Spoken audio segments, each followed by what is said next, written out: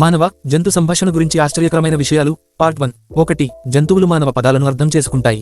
శునకాలు సగటున 165 పదాలను అర్థం చేసుకోగలవు. కొన్ని ప్రత్యేకమైన శునకాలు 1000కి పైగా పదాలను నేర్చుకున్నాయి. చేసర్ వంటి బోర్డర్ కొల్లీలు ఈ సామర్థ్యాన్ని చాటి చెప్పారు.